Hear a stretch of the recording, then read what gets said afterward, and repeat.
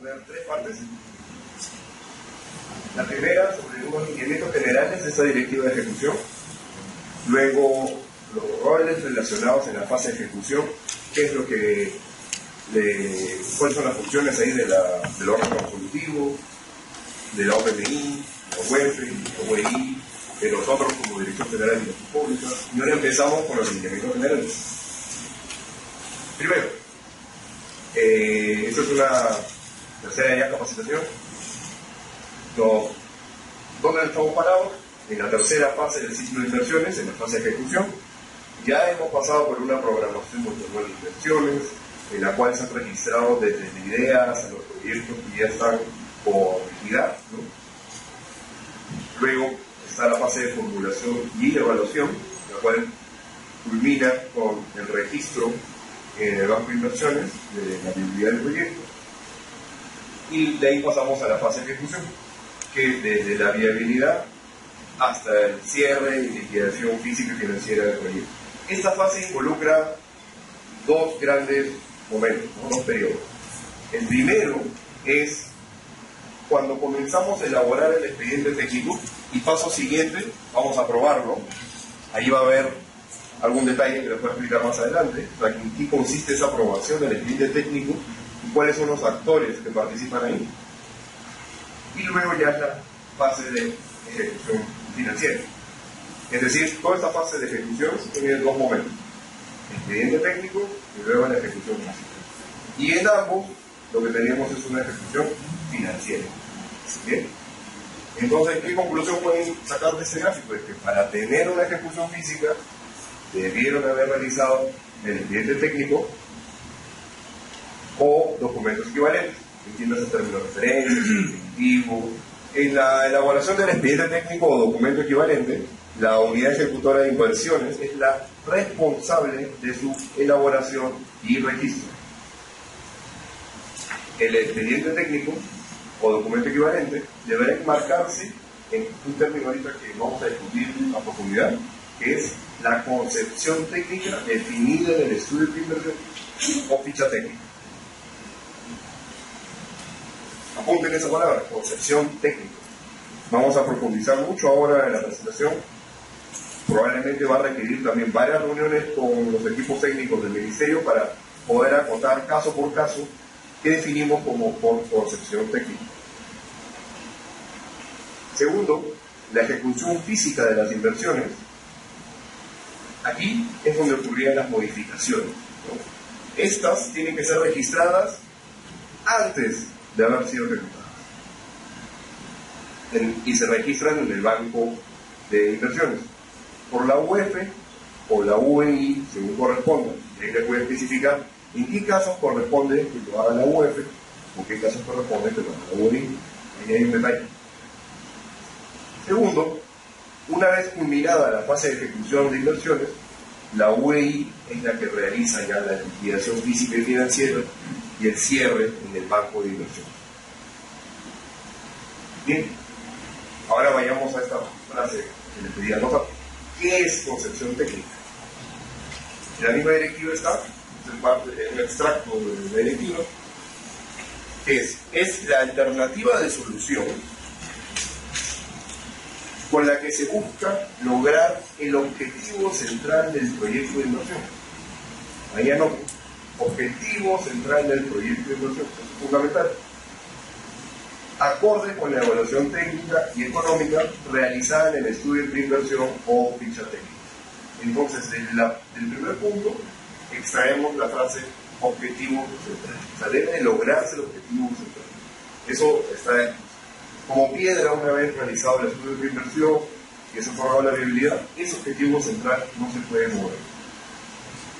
Segundo, la ejecución de esta alternativa de solución debe permitir lograr, otra frase clara, la meta de producto asociada a las brechas significadas y priorizadas en la PDI. Y ahí ya tenemos una segunda clave para entender este concepto: la meta de producto.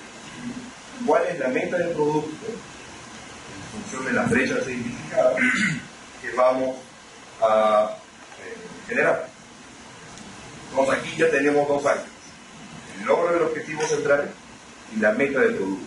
Entonces tenemos una alternativa de solución con acciones asociadas a la capacidad de producción de esta alternativa de solución, la localización y tecnología. Todo esto está en un gran marco que es la concepción técnica. Entonces, ¿a qué va con esto? Que la capacidad de producción, la localización y la tecnología son elementos que pueden variar si y solo si están en el marco de la concepción técnica que se definió en el estudio primero. Es decir, ¿cuál es la cancha que se ha marcado? La concepción técnica. ¿Qué es lo que podemos mover dentro de esta cancha? Es la capacidad de producción, la localización y la tecnología. Y aquí vamos a ver algunos detalles para que quede más claro cuál es el rango de movimiento que podemos tener. Bien, y el objetivo va a ser siempre la dotación del bien o servicio público, y como pueden ver, ahí está la función que engloba los factores de producción, y al Q, que vendría a ser el servicio que se entrega a la población. Bien, otra diferencia de un concepto que también está en el reglamento, en las directivas, que puede generar un poco de ruido porque es importante entender el dimensionamiento. Incluso al comienzo, con algunos colegas discutíamos y decíamos, no, el dimensionamiento es igual a la capacidad de producción, pero no necesariamente, más tiene un alcance geográfico, podríamos decir, ¿no? Está asociado al alcance y el ámbito de influencia del proyecto de inversión. Por ejemplo, en un típico proyecto de riego estaríamos hablando del ámbito de la junta de usuarios, ¿no? En un proyecto de cadenas productivas podría ser lo que se ha definido en el estudio de inversión de cuál es la región geográfica de esta cadena productiva que vamos a incluir. Entonces, el dimensionamiento va a estar estrechamente ligado a la concepción técnica, en particular al logro del objetivo del proyecto. Entonces, esa dimensión, este dimensionamiento, que se refiere a la magnitud, a alguna medida que nos diga cuál es la dimensión del proyecto, va a estar muy atado al logro del objetivo del proyecto. Bien. Consistencia y concepción técnica. Primero teníamos las ideas de proyecto, teníamos la identificación de servicios públicos con brecha priorizada, el indicador de producto, son elementos fundamentales, y la estimación global de la inversión. Pasamos luego, esto se hace con un nivel de información de fuente secundaria, de idea del proyecto. Paso siguiente, procedemos a la elaboración de los estudios de preinversión, ya sea por la ficha técnica simplificada, estándar, perfil o perfil reforzado. Y entramos de lleno a la formulación y evaluación. Aquí identificamos los servicios públicos y el ámbito de influencia, según los niveles de servicio ya establecidos, los estándares de calidad de los factores de producción, tanto con brecha priorizada y la población objetivo. Luego hacemos la identificación del producto, o sea, que incluye la tecnología de producción, mediante la cual vamos a hacer el cierre de brecha. Hacemos una justificación de la capacidad de producción, de su localización y la estimación de los costos de inversión y de operación de mantenimiento.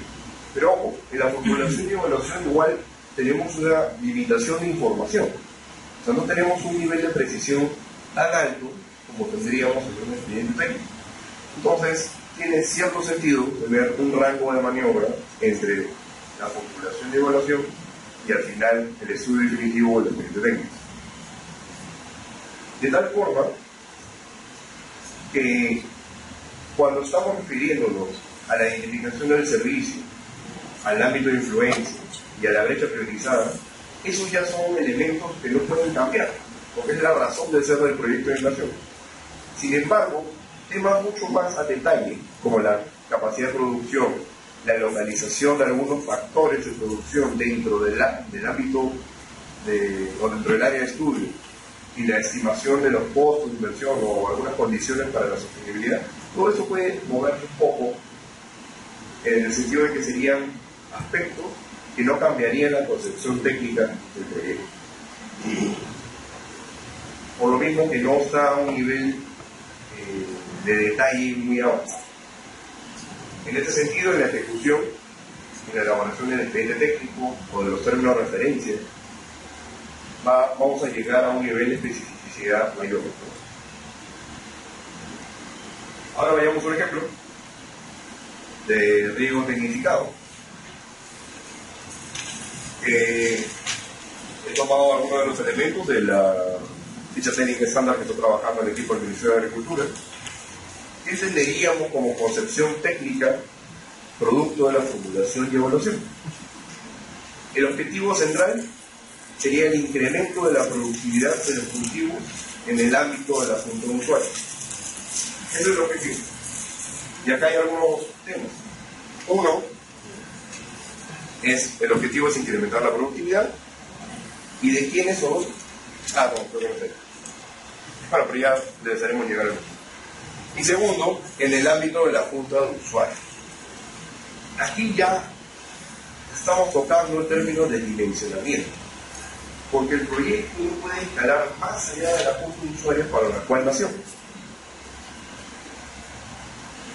Segundo, lo que les comentaba, la meta de producto,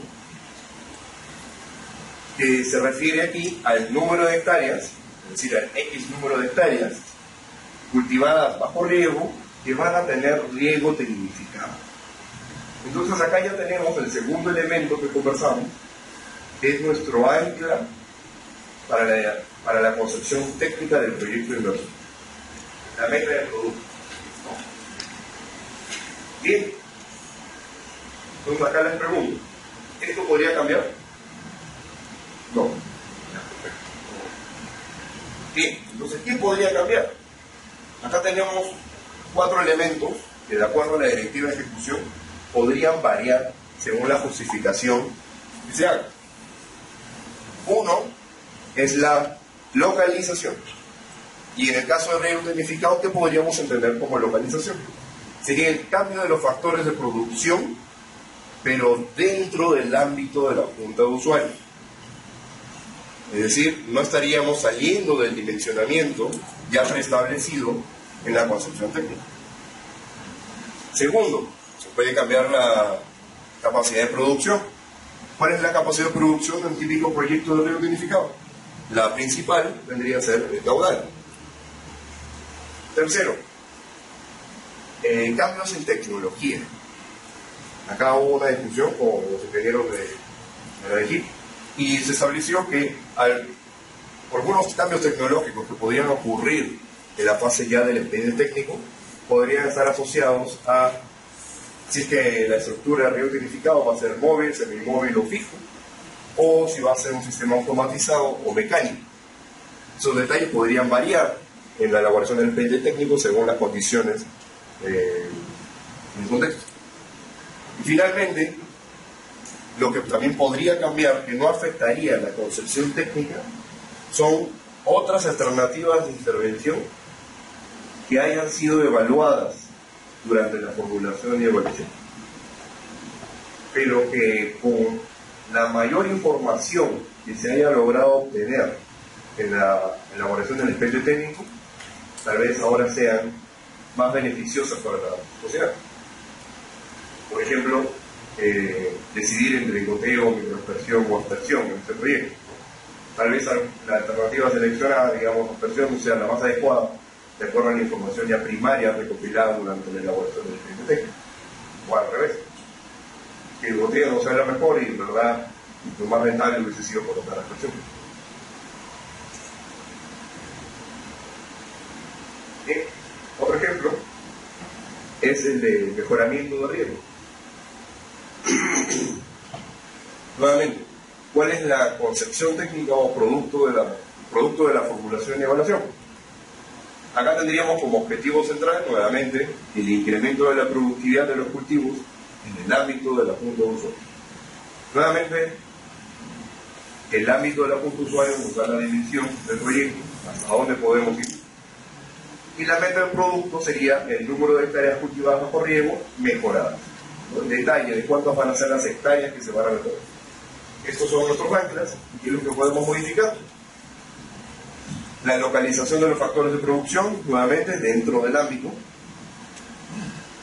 el caudal y algunos cambios tecnológicos en la alternativa seleccionada, por ejemplo, elegir entre canal entubado o canal de concreto, o alternativas evaluadas en la fase de formulación y evaluación, que pueden ser cambio del trazo del canal, el cual puede incluir acueductos, que no cambien la fuente de agua original, o variaciones en el planteamiento hidráulico a fin de aprovechar otras fuentes de agua, o para ampliar.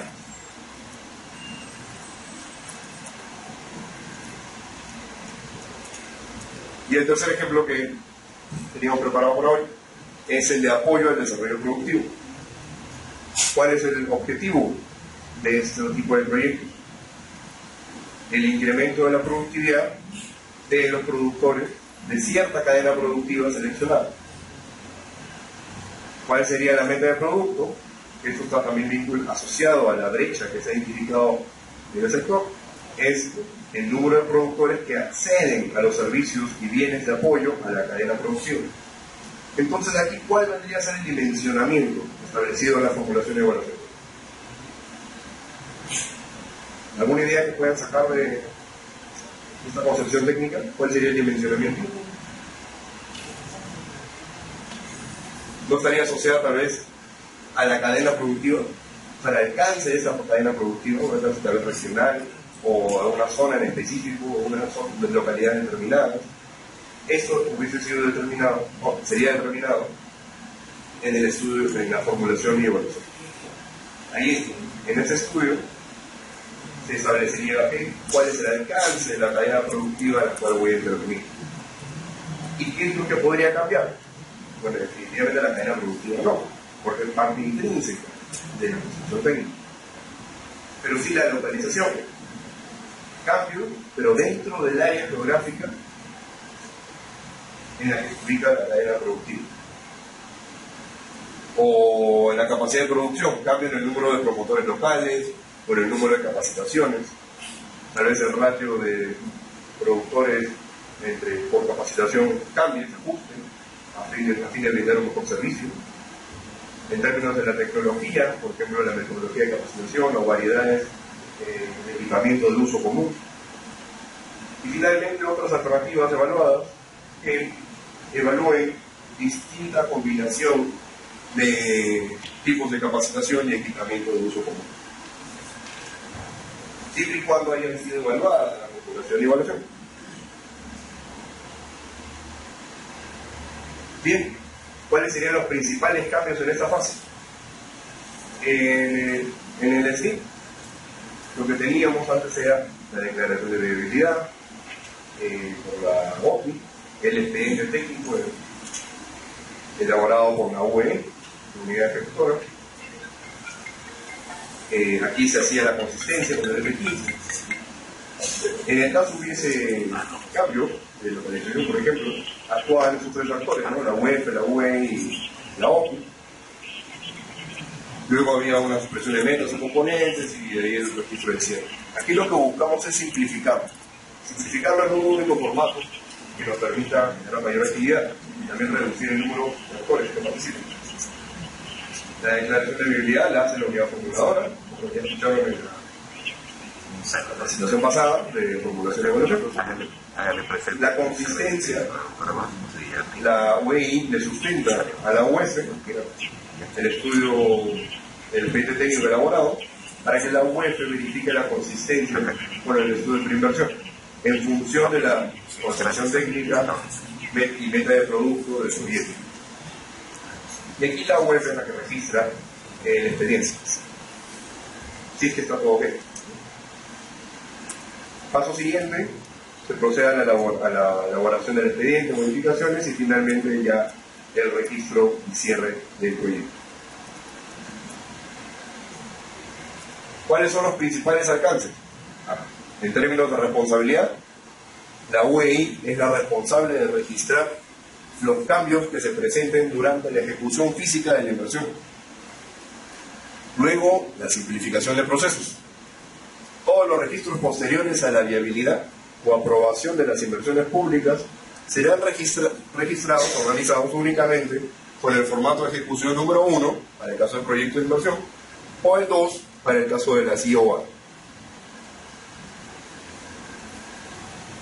Luego, las modificaciones permitidas, bueno, lo que ya hemos discutido, son aquellas que no cambien la concepción técnica de la inversión pública. Es decir, solamente esas van a ser registradas. Entonces, alguien me podría preguntar, ¿qué pasa si la modificación cambia la concepción técnica? Es otra inversión, exacto. Entonces, ¿qué es lo que ocurre? La idea, el espíritu detrás es, bueno, hubo mejor información, la formulación de evaluación tal vez no fue lo más adecuada, lo más precisa. Entonces, gracias a esta mejor información, se cierra el proyecto, se genera otra idea del PMI, se formula nuevamente, con esta mayor precisión de información. Es decir, no es que ya va a estar vetado ese proyecto, ¿no? Se va a cambiar, ¿no? Se cierra y se puede volver a registrar otra idea, a fin de cerrar la brecha que ya había sido identificada. Y con respecto a la certificación ambiental, que se consultó mucho en la presentación de formulación y evaluación pasada, esta no es un requisito para la viabilidad. Eso es un cambio fundamental. Pero sí debe ser considerada en la elaboración del expediente técnico.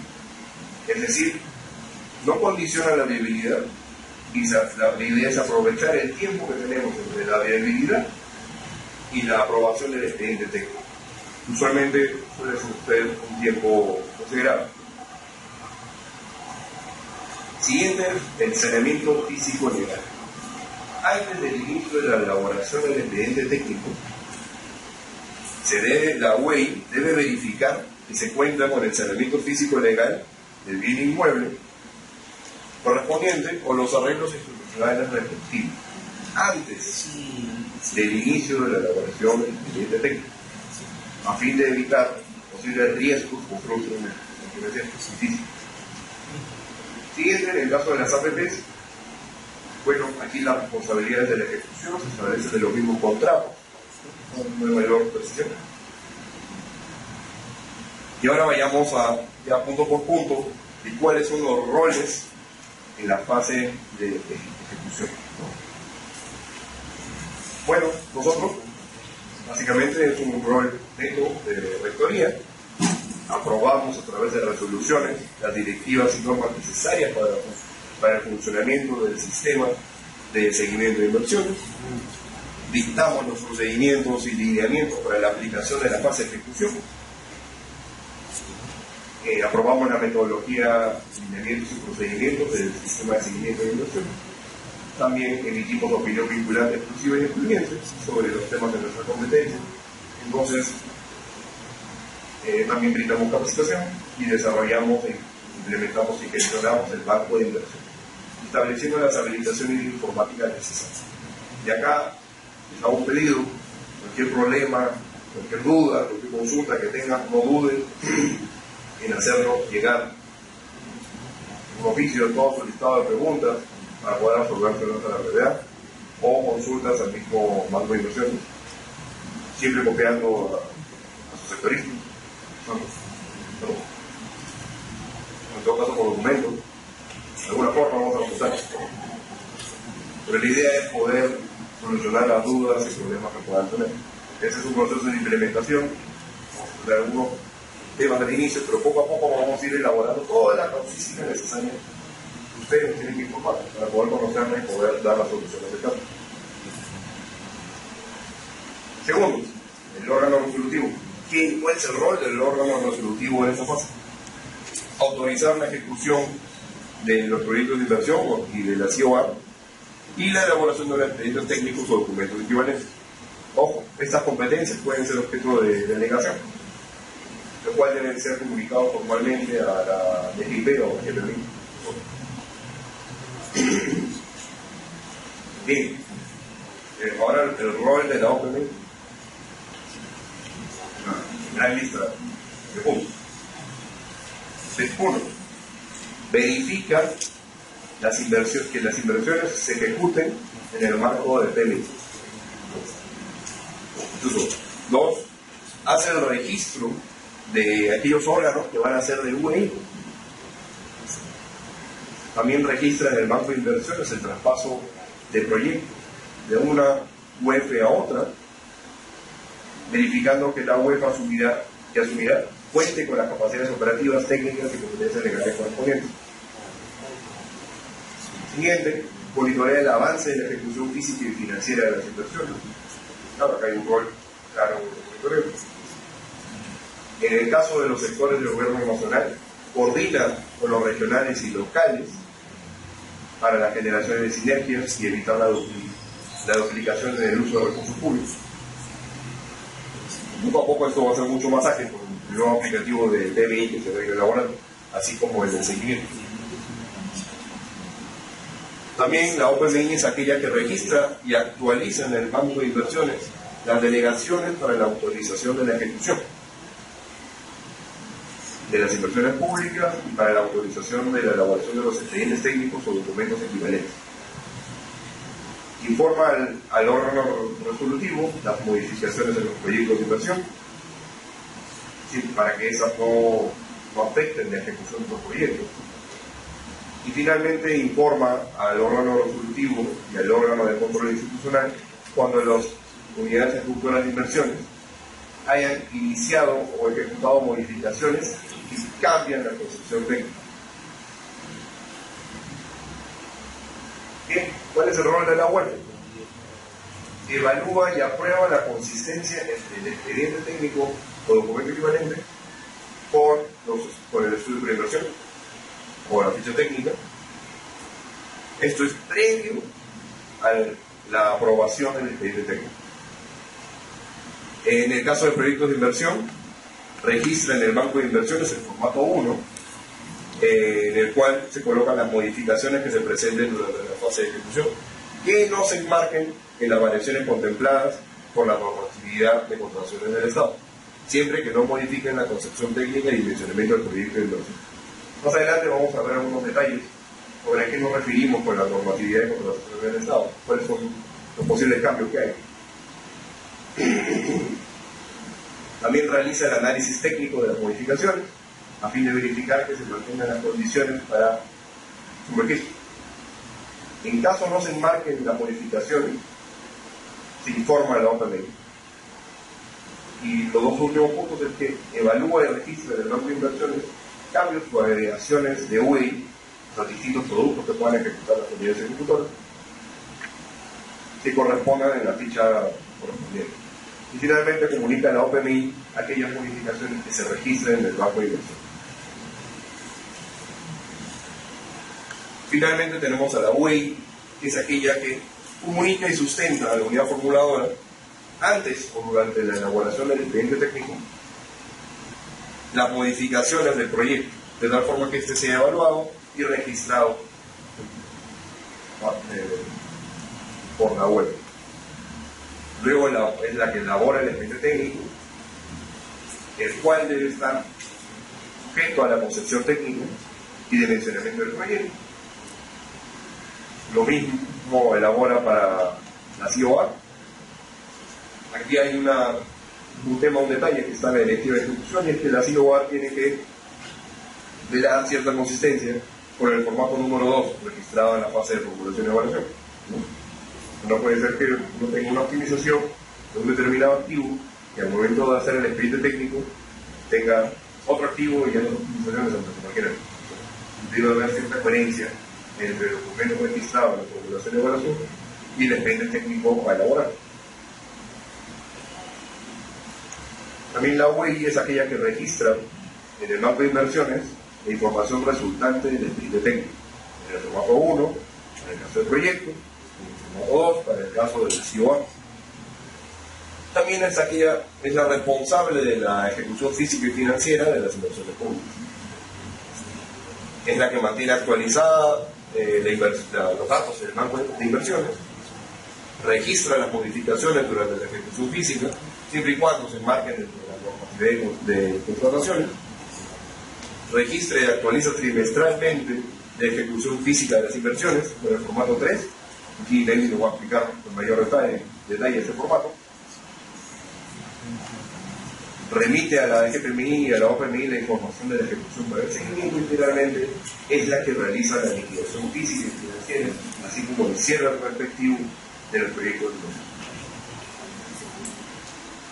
Bien, en general, ¿qué modificaciones registran las UF y las UEI en esta fase?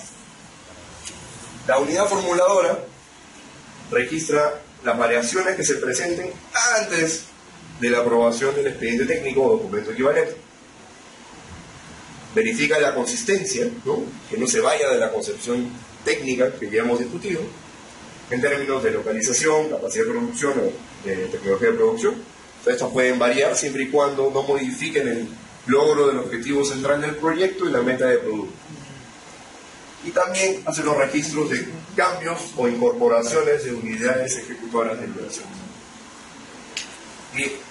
Y la unidad ejecutora, básicamente, todas las modificaciones posteriores a esta aprobación del expediente técnico, siempre y cuando estén en el marco de las variaciones permitidas por las normas de contratación.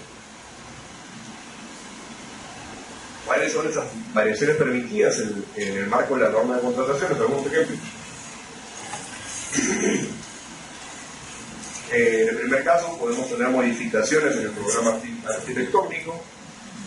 Se ponían unos 3 ejemplos: cambios en el número de piso, en la ubicación de los ambientes, modificaciones de áreas de ambientes y áreas de circulación, entre otros. Otro caso son obras complementarias, por ejemplo, incluir un sistema de drenaje, modificaciones en el programa de equipamiento, especificaciones técnicas, ¿no?, de bienes según la tecnología vigente, y finalmente modificaciones en el plazo de ejecución. Esto vendrían a ser variaciones permitidas dentro del marco normativo de la ley de contratación.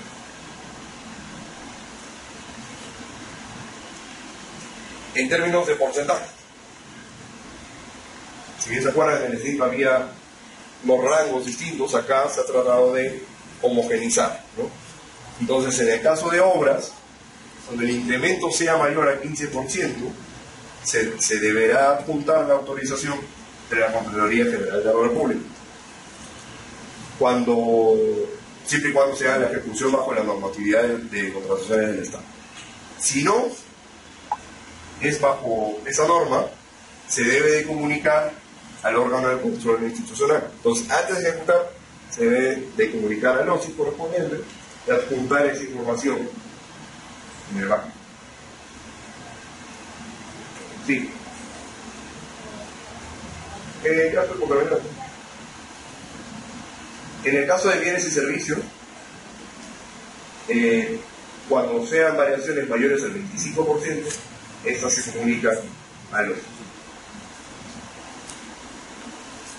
Bien, ¿algunos procesos? Iniciamos con la elaboración del expediente técnico o documento equivalente. Nos preguntamos si cambia la concepción técnica o no. Si la cambia, ya procedemos a hacer el cierre del proyecto, que es el formato 4. Y este cierre lo hace la UEI. Y en paralelo se comunica a la OPMI para que actualice la programación multianual de inversión, que habría una inversión que estaría siendo cerrada, entonces se verificaría. La OPMI comunicaría al órgano resolutivo para aprobar la actualización de este nuevo OTPMI actualizado. Si no cambia la concepción, entonces se aprueba y se registran las modificaciones en el banco y se procede a la aprobación del expediente técnico y los registros durante la fase de ejecución. Bien, ¿alguna consulta, pregunta?